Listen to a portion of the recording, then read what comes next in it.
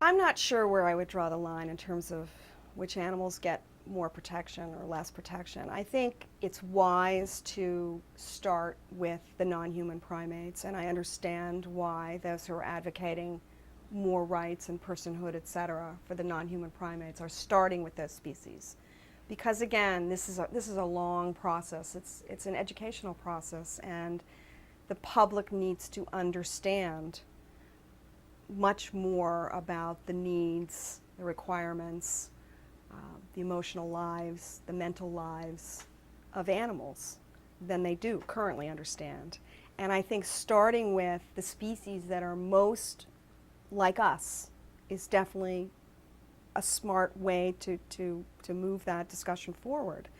And when you have people like Jane Goodall, who is revered by everyone, issuing these studies and writing these books, and others as well, the Fouts, others, and Steve Wise, who's written many books about this, explaining in very basic detail how much like us these other primate species are.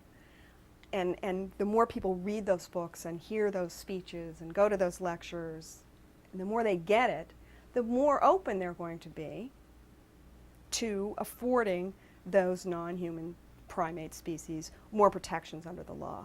And I think that that's why that's a good place to start. Now, there are other species who are as deserving as the primates to much more protection under the law. I'm working on cases involving elephants right now. Elephants are extremely intelligent species, also have great social needs, like human beings do, need to be with their family members. In the wild, they spend their entire lives with their family members, and the infant elephants need to be with their parents. And they don't get those protections in captivity, particularly in circuses. They are separated from their parents and are on the road and chained up for most of their lives and beaten into submission, etc. So there are many animals right now and wildlife that need much more protection and much more rights under the law. But I think part of the question is really what's the most advantageous way to advance the debate and to rally the general public around the notion. I think if you started with mice and rats, you're going to run into problems. But if you start with gorillas and orangutans and chimpanzees and can show these analogies and show the data, I think you're going to get more people coming on board for the basic cause, which is to provide animals with more protections and rights under the law.